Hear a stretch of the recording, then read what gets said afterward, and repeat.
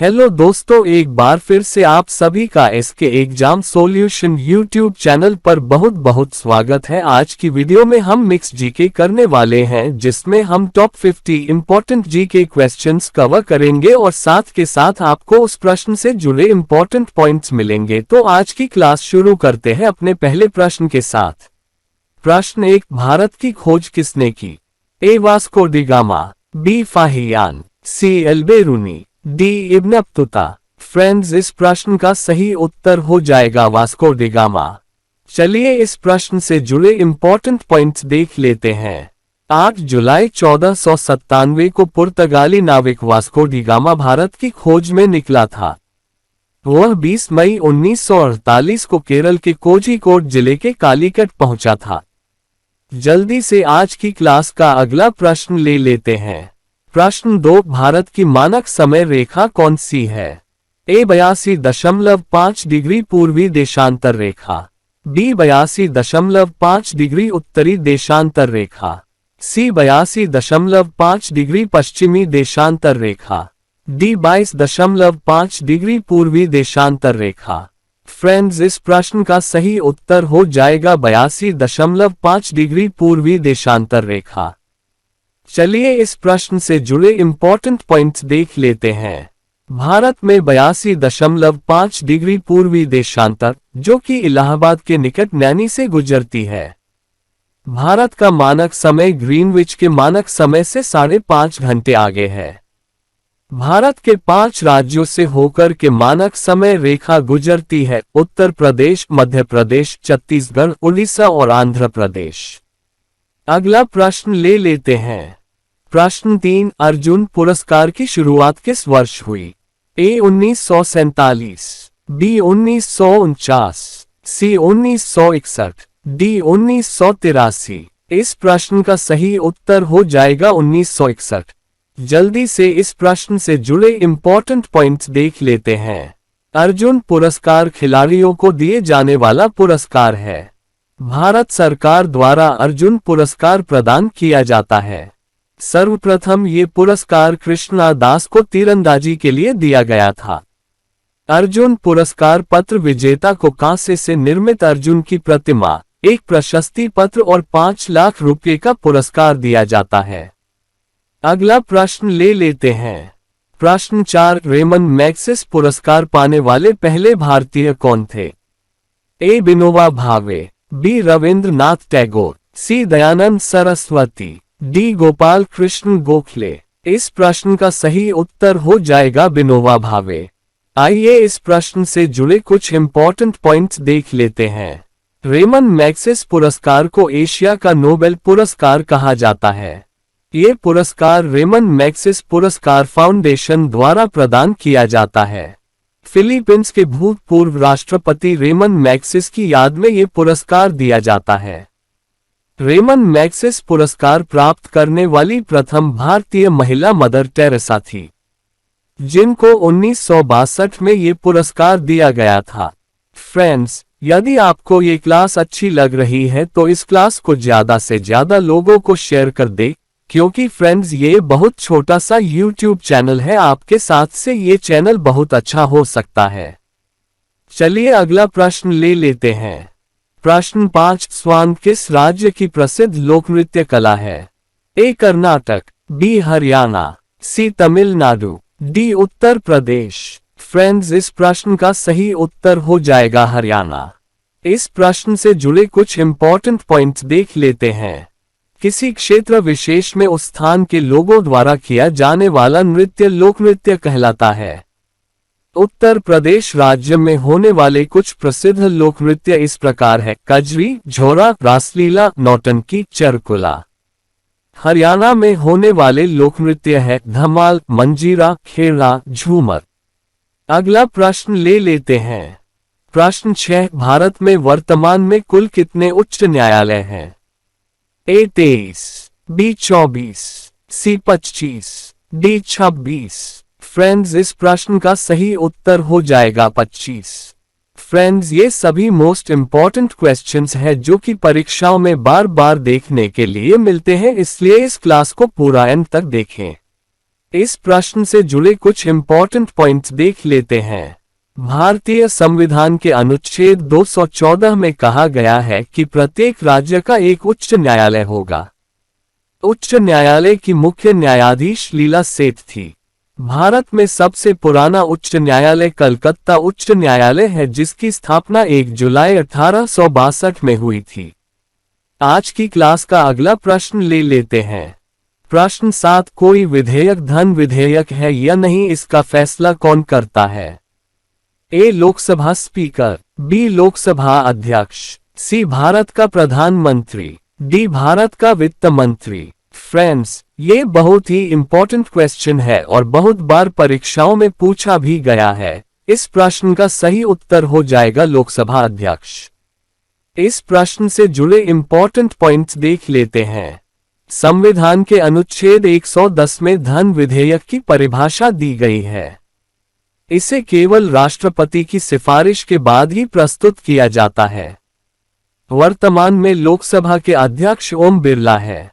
अगला प्रश्न ले लेते हैं। प्रश्न 8, तंबाकू पर पूर्ण प्रतिबंध लगाने वाला विश्व का पहला देश कौन सा है?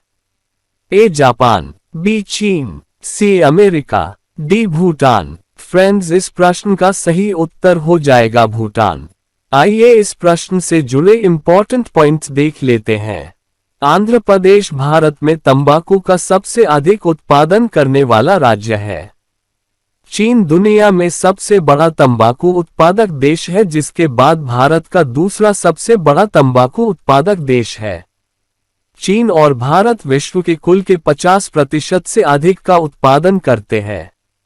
अगला प्रश्न देख लेते हैं। प्रश्न 9, राष्ट्रीय मतदाता दिवस प्रत्येक वर्ष किस दिन मनाया जाता है? ए 24 जनवरी, बी 25 जनवरी, सी 25 नवंबर, डी 26 जनवरी। इस प्रश्न का सही उत्तर हो जाएगा 25 जनवरी। इस प्रश्न से जुड़े इंपॉर्टेंट पॉइंट्स देख लेते हैं। हाल ही में भारत निर्वाचन आयोग ने 25 जनवरी 2023 का 13वां राष्ट्रीय मतदाता दिवस मनाया है। 25 जनवरी 2011 से राष्ट्रीय मतदाता दिवस मनाने का फैसला लिया गया और तत्कालीन राष्ट्रपति श्रीमती प्रतिभा देवी सिंह पाटिल ने इसकी शुरुआत की। सभी 18 साल के हो चुके वयस्क युवकों को मतदाता लिस्ट में जोड़ना और अपने मत के प्रति उन्हें जागरूक करना मतदाता दिवस मनाने का उद्देश्य है। चलिए अगले प्रश्न पर चलते हैं। प्रश्न 10, भारत का संवैधानिक मुखिया कौन होता है? ए प्रधानमंत्री, बी राष्ट्रपति, सी लोकसभा अध्यक्ष, डी उपराष्ट्रपति। इस प्रश्न का सही उत्तर हो जाएगा राष्ट्रपति। आइए इस प्रश्न से जुड़े इंपॉर्टेंट पॉइंट्स देख लेते हैं। वर्तमान में भारत की राष्ट्रपति द्रौपदी मुर्मू है, जो कि भारत के इतिहास में दूसरी महिला राष्ट्रपति बनी है। राष्ट्रपति को किसी अपराधी की सजा को क्षमा करने, उसका प्रविलंबन करने, संशोधन और सजा कम करने का अधिकार होता है। भारत के राष्ट्रपति भारत गणराज्य के कार्यपालक अध्यक्ष होते हैं तथा राष्ट्रपति भारतीय सशस्त्र सेनाओं का सर्वोच्च सेनानायक भी होता है। आज की क्लास का अगला प्रश्न लेते हैं। प्रश्न 11, अंग्रेजों के नमक कानून के विरुद्ध महात्मा गांधी ने कौन सा आंदोलन शुरू किया था? ए सविनय अवज्ञा आंदोलन, बी खिलाफत आंदोलन, सी भारत छोड़ो आंदोलन, डी उपरोक्त सभी। इस प्रश्न का सही उत्तर हो जाएगा सविनय अवज्ञा आंदोलन। आइए इस प्रश्न से जुड़े इंपॉर्टेंट पॉइंट्स देख लेते हैं। 12 मार्च से 6 अप्रैल 1930 के बीच महात्मा गांधी जी ने जब नमक पर लगाए जाने वाले कानून पर सत्याग्रह चलाया, वह नमक आंदोलन के नाम से प्रचलित हुआ। 6 अप्रैल 1930 को गांधी जी दांडी पहुंचे और मुट्ठी भर नमक बनाकर नमक कानून का उल्लंघन किया। यहीं से सविनय अवज्ञा आंदोलन की शुरुआत हुई थी। अगले प्रश्न पर चलते हैं। प्रश्न 12, भारत में जिप्सम का सर्वाधिक उत्पादन निम्नलिखित में से किस राज्य में होता है? ए हरियाणा, बी कर्नाटक, सी उड़ीसा, डी राजस्थान। इस प्रश्न का सही उत्तर हो जाएगा राजस्थान। आइए इस प्रश्न से जुड़े इंपॉर्टेंट पॉइंट्स देख लेते हैं। राजस्थान में जिप्सम की सबसे बड़ी खान बीकानेर में है। राजस्थान भारत में कुल उत्पादन का 90% उत्पादन करता है। जिप्सम उपयोग मुख्य रूप से अमोनिया सल्फेट उर्वरक बनाने और सीमेंट उद्योग में किया जाता है। अगला प्रश्न ले लेते हैं। प्रश्न 13, ईस्ट इंडिया कंपनी ने भारत में अपना पहला कारखाना कहाँ खोला था? ए सूरत, बी कोलकाता, सी मैसूर, डी बेंगलुरु। इस प्रश्न का सही उत्तर हो जाएगा सूरत। इस प्रश्न से जुड़े इंपॉर्टेंट पॉइंट्स देख लेते हैं। सन 1608 में William Hawkins east India company का जहाज लेकर सूरत आया था। अंग्रेजों ने भारत में अपना पहला कारखाना सूरत में 11 जनवरी 1613 को खोला गया था। ब्रिटेन की तत्कालीन महारानी ने कंपनी को भारत के साथ व्यापार करने के लिए 21 साल तक की छूट दी थी। कारखाने में कंपनी कॉटन, गद्दे, रजाई और मलमल का कपड़ा बनाती थी। आज की क्लास के अगले प्रश्न पर चलते हैं। प्रश्न 14, बुली शब्द का प्रयोग किस खेल में किया जाता है? A cricket, B football, C hockey, D basketball. इस प्रश्न का सही उत्तर हो जाएगा हॉकी। बुली शब्द हॉकी के खेल में सुनने को मिलता है। आइए इस प्रश्न से जुड़े इंपॉर्टेंट पॉइंट्स देख लेते हैं। बुली शब्द का प्रयोग खेल का पुनः आरंभ करने के लिए किया जाता है। ये फुटबॉल के ड्रॉप बॉल के समान है, जहां नियम का उल्लंघन होने पर खेल को पुनः आरंभ किया जाता है। आज की क्लास का अगला प्रश्न ले लेते हैं। प्रश्न 15, किस भारतीय एथलीट को उड़न परी के नाम से पुकारा जाता है? ए हिमा दास, बी मीराबाई चानू, सी पी.टी. उषा, डी इनमें से कोई नहीं। फ्रेंड्स, इस प्रश्न का सही उत्तर हो जाएगा पी.टी. उषा। आइए इस प्रश्न से जुड़े इंपॉर्टेंट पॉइंट्स देख लेते हैं। पी.टी. उषा 1980 के दशक की भारत की सर्वश्रेष्ठ महिला धावक रही हैं। भारतीय ओलंपिक संघ के 95 साल के इतिहास में वह अध्यक्ष बनने वाली पहली ओलंपियन और पहली अंतर्राष्ट्रीय पदक विजेता है। पयोली एक्सप्रेस भी पी.टी. उषा को ही कहा जाता है। आज की क्लास के अगले प्रश्न पर चलते हैं। प्रश्न 16, निम्नलिखित में से किस शहर को झीलों की नगरी कहते हैं? ए जयपुर, बी उदयपुर, सी नैनीताल, डी वाराणसी। फ्रेंड्स, इस प्रश्न का सही उत्तर हो जाएगा उदयपुर। इस प्रश्न से जुड़े इंपॉर्टेंट पॉइंट्स देख लेते हैं। चिल्का झील उड़ीसा भारत की सबसे बड़ी झील है। कैस्पियन सागर दुनिया की सबसे बड़ी झील है। वुलर झील मीठे पानी की सबसे बड़ी झील है। मीठे पानी की दुनिया की सबसे बड़ी झील सुपीरियर झील है। अगला प्रश्न ले लेते हैं। प्रश्न 17, आर्य समाज की स्थापना कब की गई थी? ए 1875 ईस्वी में, बी 1897 ईस्वी में, सी 1901 ईस्वी में, डी 1912 ईस्वी में। फ्रेंड्स, इस प्रश्न का सही उत्तर हो जाएगा 1875 ईस्वी में। चलिए इस प्रश्न से जुड़े इंपॉर्टेंट पॉइंट्स देख लेते हैं। आर्य समाज की स्थापना दयानंद सरस्वती जी ने 10 अप्रैल 1875 ईस्वी में की थी। जिस समय आर्य समाज की स्थापना हुई थी, उसी समय स्वामी दयानंद सरस्वती ने वेदों की ओर चलो नारा दिया था। स्वामी दयानंद सरस्वती को भारत का मार्टिन लूथर कहा जाता है। अगला प्रश्न ले लेते हैं। प्रश्न 18, वेदों में सबसे प्राचीन वेद कौन सा है? ए ऋग्वेद, बी सामवेद, सी यजुर्वेद, डी अथर्ववेद। फ्रेंड्स, इस प्रश्न का सही उत्तर हो जाएगा ऋग्वेद। आइए इस प्रश्न से जुड़े इंपॉर्टेंट पॉइंट्स देख लेते हैं। ऋग्वेद सबसे प्राचीन वेद है। इस वेद में 10 मंडल व 1028 सूक्त तथा 10,580 ऋचाएं हैं। प्रसिद्ध गायत्री मंत्र ऋग्वेद तृतीय मंडल में मिलता है। ऋग्वेद के 10 मंडल के पुरुष सूक्त में सर्वप्रथम शूद्रों का उल्लेख मिलता है। आज की क्लास का अगला प्रश्न। प्रश्न 19, भाभा परमाणु अनुसंधान केंद्र कहाँ स्थित है? ए ट्राम्बे, मुंबई, बी नई दिल्ली, सी बेंगलुरु, डी कोलकाता। फ्रेंड्स, इस प्रश्न का सही उत्तर हो जाएगा ट्राम्बे, मुंबई। इस प्रश्न से जुड़े इंपॉर्टेंट पॉइंट्स देख लेते हैं। भारत का परमाणु कार्यक्रम डॉक्टर होमी जहांगीर भाभा के नेतृत्व में आरंभ हुआ।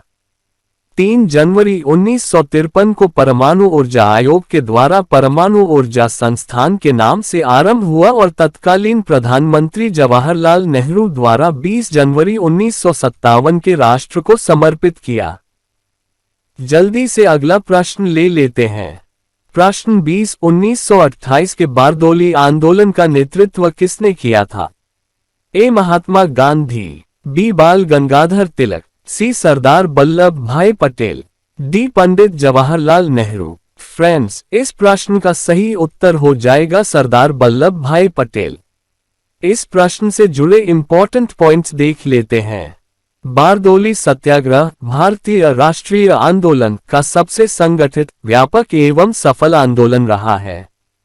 यह आंदोलन अंग्रेज सरकार द्वारा बढ़ाए गए 30% कर के विरोध में चलाया गया था। आंदोलन के सफल होने पर वहां की महिलाओं ने पटेल को सरदार की उपाधि प्रदान की थी। चलते हैं आज की क्लास के अगले प्रश्न पर। प्रश्न 21, किसने खालसा पंथ की स्थापना की थी? ए. गुरु गोविंद सिंह, बी. गुरु नानक देव, सी. अंगद देव, डी. गुरु रामदास। फ्रेंड्स, इस प्रश्न का सही उत्तर हो जाएगा गुरु गोविंद सिंह। इस प्रश्न से जुड़े इंपॉर्टेंट पॉइंट्स देख लेते हैं। 13 अप्रैल 1699 में बैसाखी के पर्व पर गुरु गोविंद सिंह ने खालसा पंथ की स्थापना की थी। इसी दिन से वाहेगुरु जी का खालसा, वाहेगुरु जी की फतेह सिख धर्म का एक अभिन्न अंग बन गया। गुरु गोविंद सिंह सिखों के 10वें और अंतिम गुरु बने। अगला प्रश्न ले लेते हैं। प्रश्न 22, भारत की पहली महिला IPS अधिकारी कौन थी? ए. सरोजिनी नायडू, बी. आनंदीबेन जोशी, सी. अंजुम आरा, डी. किरण बेदी। फ्रेंड्स, इस प्रश्न का सही उत्तर हो जाएगा किरण बेदी। इस प्रश्न से जुड़े इंपॉर्टेंट पॉइंट्स देख लेते हैं।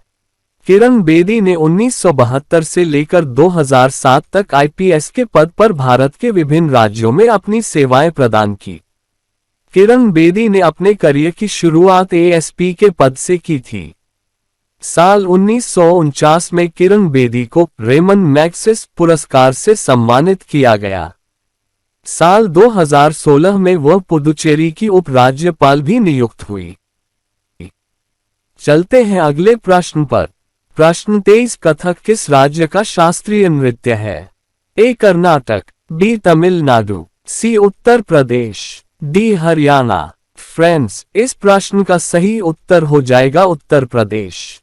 इस प्रश्न से जुड़े इंपॉर्टेंट पॉइंट्स देख लेते हैं। भारत के 8 शास्त्रीय नृत्य है: भरतनाट्यम, कथकली, कथक, ओडिसी, मणिपुरी, मोहिनीअट्टम, कुचिपुड़ी, सत्तरिया। भरतनाट्यम भारत का सबसे पुराना शास्त्रीय नृत्य है जो कि तमिलनाडु में किया जाता है। शास्त्रीय नृत्यों में सबसे नया असम का सत्तरिया नृत्य है। चलते हैं आज की क्लास के अगले प्रश्न पर। प्रश्न 24, चाइनामैन शब्द का प्रयोग किस खेल में होता है? A. Cricket, B. Hockey, C. Polo, D. Kabaddi. Friends, इस प्रश्न का सही उत्तर हो जाएगा क्रिकेट। इस प्रश्न से जुड़े इंपॉर्टेंट पॉइंट्स देख लेते हैं। चाइनामैन शब्द का प्रयोग बॉलर के लिए किया जाता है। Chinaman bowling left arm spinner की लेग स्पिन गेंदबाजी है जो टप्पा पड़ने के बाद दाएं हाथ के बल्लेबाजों के लिए अंदर की ओर आती है और बाएं हाथ के बल्लेबाज के लिए बाहर की ओर घूमती है।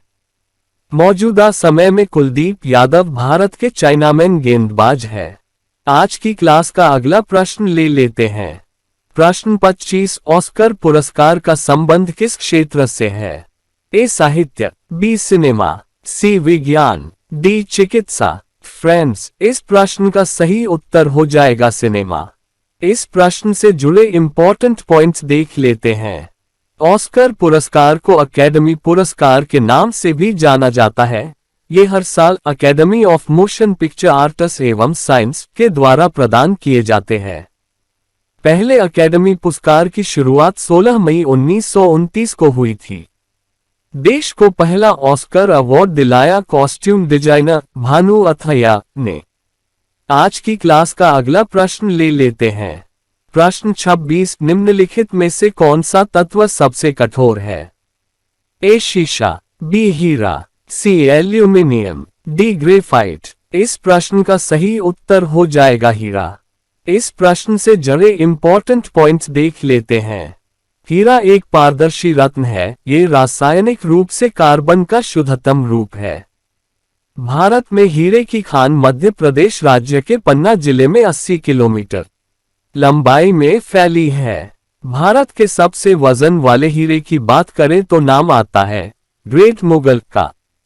गोलकुंडा की खाने से 1650 में जब ये हीरा निकला तो इसका वजन 787 कैरेट था, जो कि कोहिनूर से करीब 6 गुना भारी था।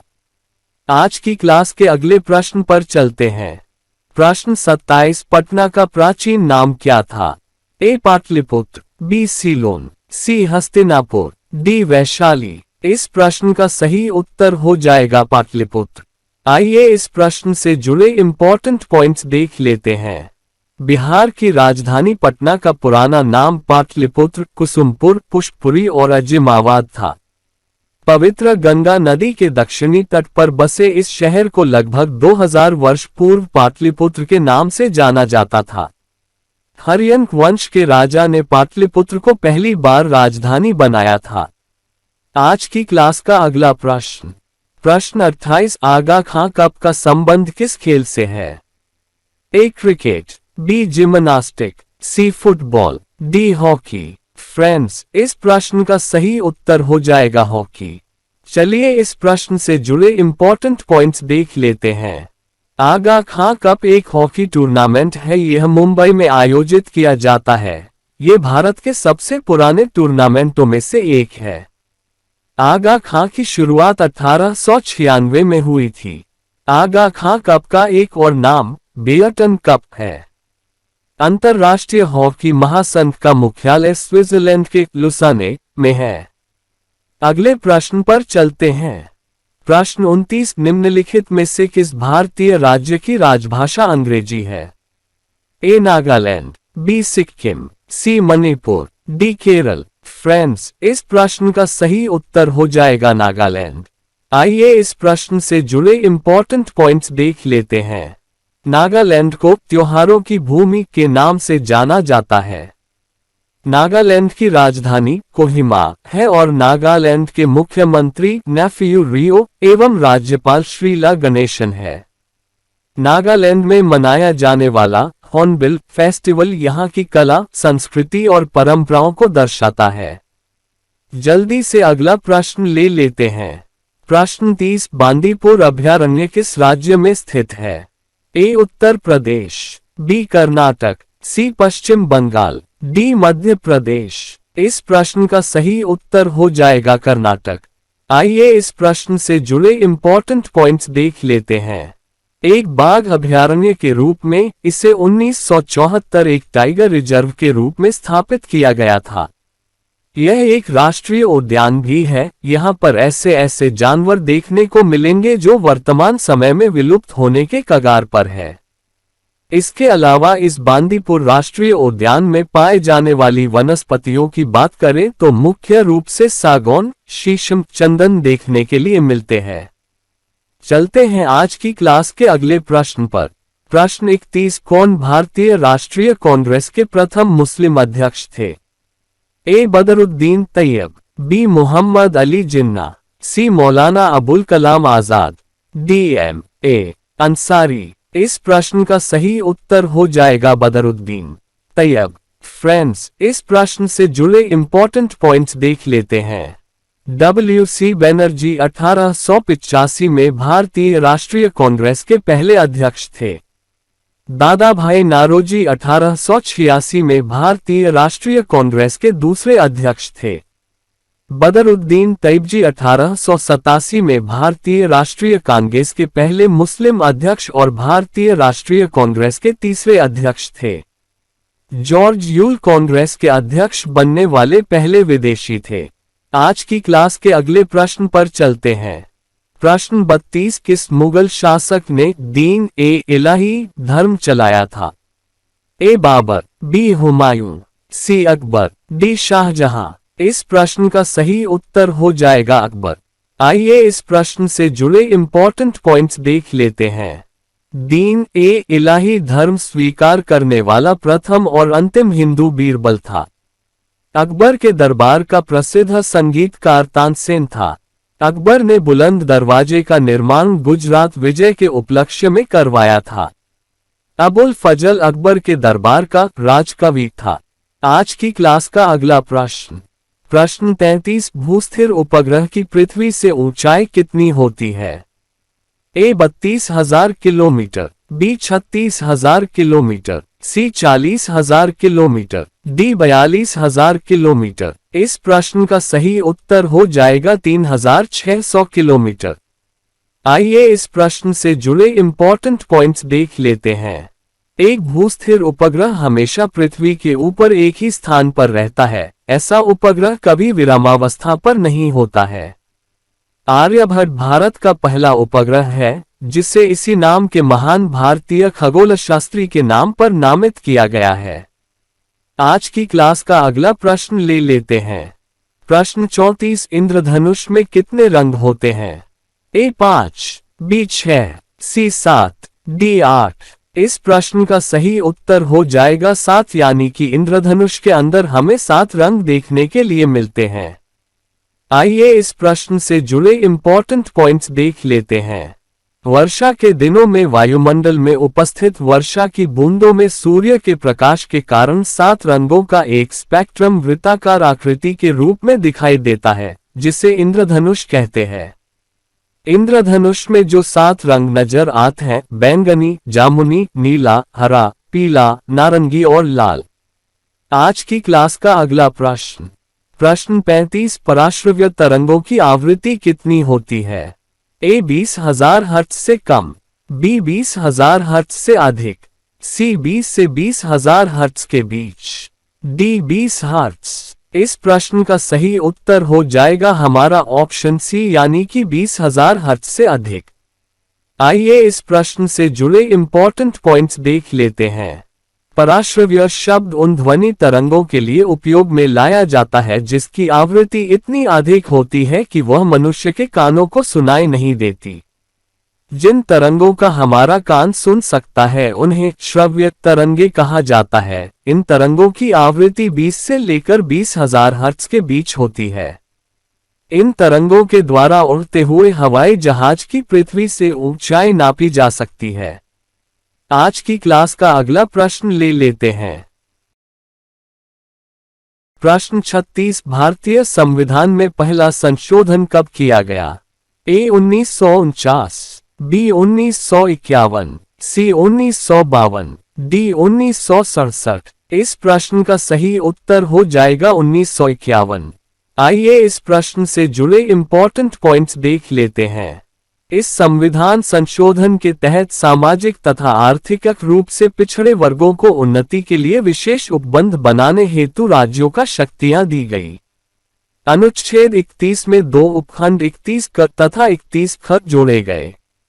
भूमि सुधारों और इसमें शामिल अन्य कानूनों को न्यायिक समीक्षा से बचाने के लिए 9वीं अनुसूची जोड़ी गई। आज की क्लास का अगला प्रश्न ले लेते हैं। प्रश्न 37 डूरंड कप का संबंध किस खेल से है? A hockey, B cricket, C football, D judo. Friends, इस प्रश्न का सही उत्तर हो जाएगा फुटबॉल। आइए इस प्रश्न से जुड़े इंपॉर्टेंट पॉइंट्स देख लें। भारत में बतौर विदेश सचिव रहे ब्रिटेन के मार्टिमर डूरंड ने 1888 ईस्वी में इस टूर्नामेंट की शुरुआत की थी। डूरंड कप भारत का और एशिया का सबसे पुराना फुटबॉल टूर्नामेंट है। हाल ही में हुए डूरंड कप का विजेता रहा बेंगलुरु एफसी। बेंगलुरु एफसी ने पहली बार डूरंड कप जीतने में सफलता प्राप्त की। जल्दी से अगले प्रश्न पर चलते हैं।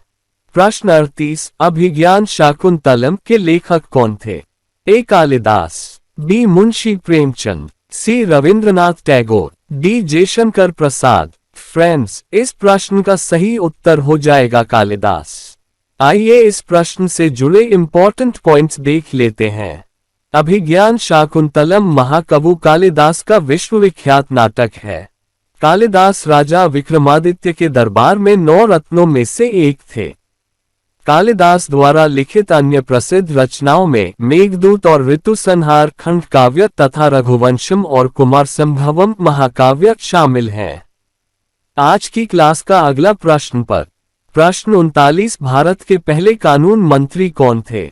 ए डॉक्टर सर्वपल्ली राधाकृष्णन, बी अड़ा भीमराव अंबेडकर, सी सरदार वल्लभ भाई पटेल, डी अबुल कलाम आजाद। इस प्रश्न का सही उत्तर हो जाएगा डॉक्टर भीमराव अंबेडकर। आइए इस प्रश्न से जुड़े इंपॉर्टेंट पॉइंट्स देख लेते हैं।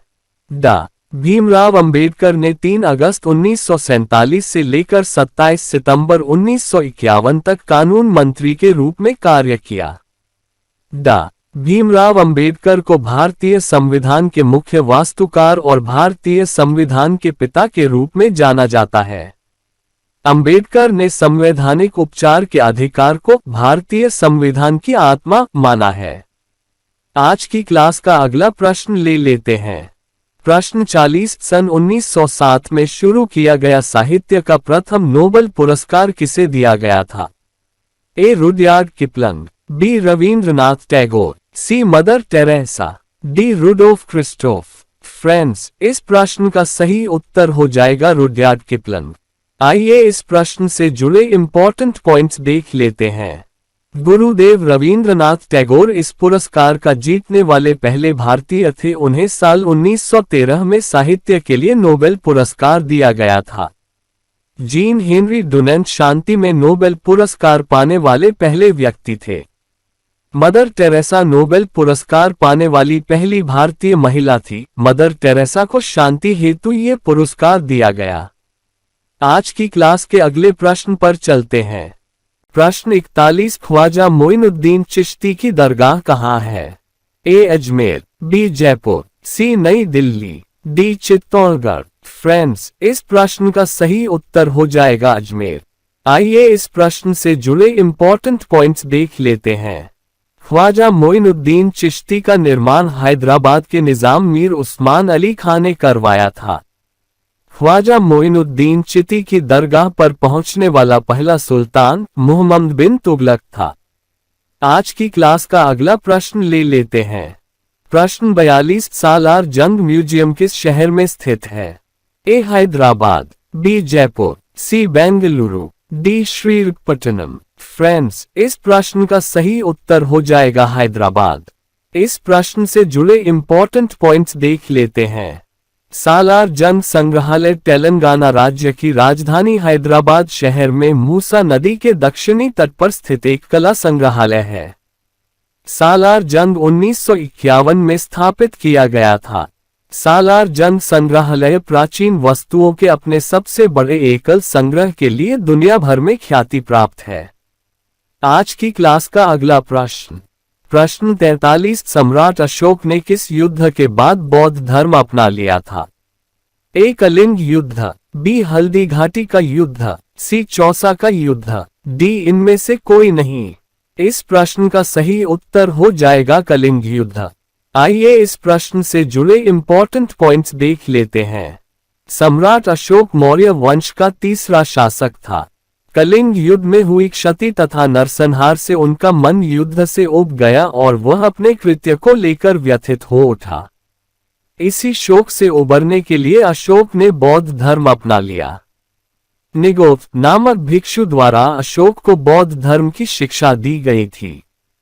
आज की क्लास के अगले प्रश्न पर चलते हैं। प्रश्न 44 दुनिया की सबसे लंबी नदी कौन सी है? ए अमेजन नदी, बी नील नदी, सी मिसिसिपी नदी, डी यांगत्जे नदी फ्रांस। इस प्रश्न का सही उत्तर हो जाएगा नील नदी। आइए इस प्रश्न से जुड़े इंपॉर्टेंट पॉइंट्स देख लेते हैं। नील नदी अफ्रीका की सबसे बड़ी विक्टोरिया झील से निकलकर इथोपिया, मिस्र और सूडान देशों में आती है और ये इन देशों की जीवन रेखा है। नील नदी 10 देशों से होकर गुजरती है। पानी के अलावा ये बिजली का भी स्रोत है। मिस्र देश की अर्थव्यवस्था में नील नदी का महत्वपूर्ण स्थान है। इसी कारण मिस्र को नील नदी का वरदान कहा जाता है। आज की क्लास का अगला प्रश्न ले लेते हैं। प्रश्न 45 कौन सा खनिज हृदय की धड़कन को नियंत्रित करता है? ए पोटेशियम, बी जस्ता, सी तांबा, डी एल्यूमिनियम। फ्रेंड्स, इस प्रश्न का सही उत्तर हो जाएगा पोटेशियम। आइए इस प्रश्न से जुड़े इंपॉर्टेंट पॉइंट्स देख लेते हैं। मांस, मछली, अनाज, फल, सब्जियां पोटेशियम के अच्छे स्रोत है। पोटेशियम एक महत्वपूर्ण खनिज है जिसे किसी व्यक्ति के जीवन के लिए आवश्यक माना जाता है। पोटेशियम का सेवन करने से निम्न रक्तचाप, स्ट्रोक, मांसपेशियों की हानि, गुर्दे की पथरी के निर्माण में कमी को कम करने में मदद मिल सकती है। आज की क्लास का अगला प्रश्न ले लेते हैं। प्रश्न 46, मलेरिया की दवा कुनैन किस पौधे से प्राप्त होती है? A eucalyptus, B peepal, C cinchona, D उपरोक्त सभी। फ्रेंड्स, इस प्रश्न का सही उत्तर हो जाएगा सिनकोना। आइए इस प्रश्न से जुड़े इंपॉर्टेंट पॉइंट्स देख लेते हैं। सिनकोना एक सदाबहार पादप है जो झाड़ी अथवा ऊंचे वृक्ष के रूप में उपजता है। सिनकोना को इसकी औषधीय छाल के लिए उगाया जाता है। कुनैन एक क्षारीय यौगिक है जो सिनकोना की छाल में पाया जाता है। यह मलेरिया फैलाने वाले परजीवियों को मार देता है। आज की क्लास का अगला प्रश्न ले लेते हैं। प्रश्न 47, दुनिया में सबसे बड़ा जीवित पक्षी कौन सा है? ए शुतुरमुर्ग, बी हमिंगबर्ड, सी बाज, डी गिद्ध। फ्रेंड्स, इस प्रश्न का सही उत्तर हो जाएगा शुतुरमुर्ग। आइए इस प्रश्न के इंपॉर्टेंट पॉइंट्स देख लेते हैं। शुतुरमुर्ग दुनिया का सबसे बड़ा पक्षी है जो अफ्रीका के वुडलैंड्स और सवाना क्षेत्रों में प्राकृतिक रूप से पाया जाता है। शुतुरमुर्ग एक पक्षी है लेकिन ये उड़ नहीं सकता। इसके 3 पेट होते हैं और पैरों में मात्र 2 उंगलियां होती है। दुनिया में सबसे बड़ी आंखें शुतुरमुर्ग की होती है और सबसे बड़ा अंडा भी। इसका अंडा इतना मजबूत होता है कि सामान्य वजन का व्यक्ति उस पर आसानी से खड़ा हो सकता है। आज की क्लास के अगले प्रश्न पर चलते हैं। प्रश्न 48, किसके शासनकाल के दौरान प्रथम बौद्ध संगीति का आयोजन किया गया? ए बिंबिसार, बी अजातशत्रु, सी उदयन, डी इनमें से कोई नहीं। इस प्रश्न का सही उत्तर हो जाएगा अजातशत्रु। चलिए इस प्रश्न से जुड़े इंपॉर्टेंट पॉइंट्स देख लेते हैं। प्रथम बौद्ध संगीति का आयोजन अजातशत्रु के शासन काल में राजगृह में हुआ था। द्वितीय बौद्ध संगीति का आयोजन कालाशोक के समय में वैशाली में हुआ था। तृतीय बौद्ध संगीति का आयोजन अशोक के शासन काल में पाटलिपुत्र में हुआ था।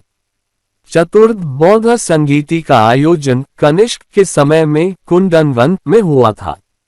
आज की क्लास के अगले प्रश्न पर चलते हैं। प्रश्न 49, किसी अंतरिक्ष यात्री को अंतरिक्ष में आकाश कैसा दिखाई देता है? ए नीला, बी सफेद, सी काला, डी भूरा। फ्रेंड्स, इस प्रश्न का सही उत्तर हो जाएगा हमारा ऑप्शन नंबर सी, यानी कि आकाश अंतरिक्ष से काला दिखाई देता है। आइए इस प्रश्न से जुड़े इंपॉर्टेंट पॉइंट्स देख लेते हैं।